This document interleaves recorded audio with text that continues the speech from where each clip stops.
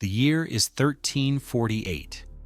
A silent killer spreads through Europe, the Black Death. As kings retreat to their castles and nobles vanish from the countryside, the poor are left to face the horror alone. This is the real story of Willem, a peasant from a forgotten English village, and how he survived the deadliest pandemic in history. My name is Willem. I'm 28, which means I'm already an old man around here. Most won't make it to 35. I work a tiny plot of land owned by my lord. 3 days a week, I toil for him. The rest, I grow what little food I can for my family. My wife Margot is 24. We had 4 children. 2 are already gone, lost before their 5th birthdays. Our son Thomas is 8. Our daughter Agnes is 5. If they survive to adulthood, they'll be lucky.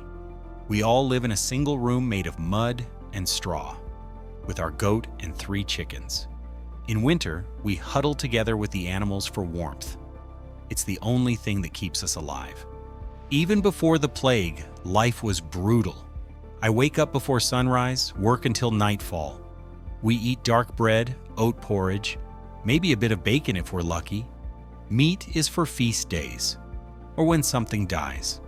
Out of every 100 children, maybe 60 reach age 15. Disease, hunger, accidents, death is always close. But we've learned not to question it. The priest says it's God's will. Then, in the fall of 1348, rumors reach us.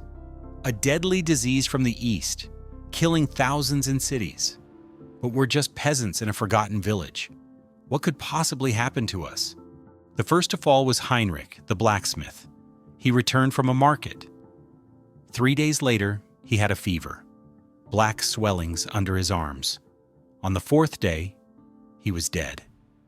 Then his wife, his children, all gone within a week.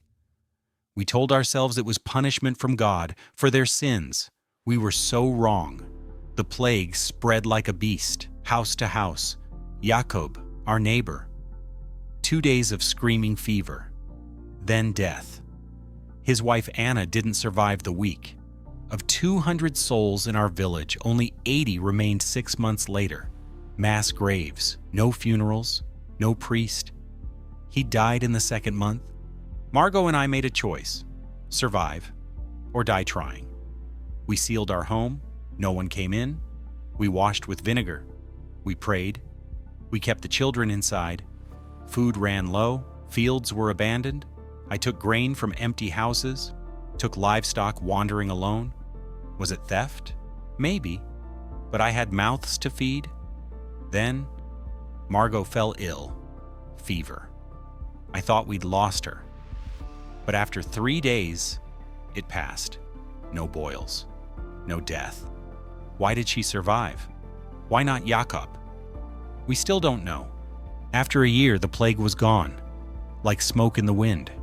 15 houses abandoned, fields overgrown, animals running wild. But those of us who lived, we inherited a new world. There was land, free for the taking. Our Lord had died. No one stopped me from farming more. With so few workers, I could demand more for my labor. Former serfs now had choices. Suddenly, we had power. Thomas and Agnes survived. They grew up in a changed world, one where peasants had hope. The plague was horror, but it shattered the chains of the old world. I'm now 35, older than most lived to be before the plague. I survived by luck, caution, and maybe something more. Historians say 1/3 to half of Europe died. Some villages, not a soul left. Ours, somehow endured. Life expectancy dropped to under 20. Entire families wiped out. But those who lived inherited land, rights, freedom. The plague killed, but it also rebuilt. Willem's story shows us, even in history's darkest hour, people fought to live. The Black Death changed Europe forever and gave the powerless a new voice. What would you have done in his place? Leave your thoughts in the comments and subscribe for more real history.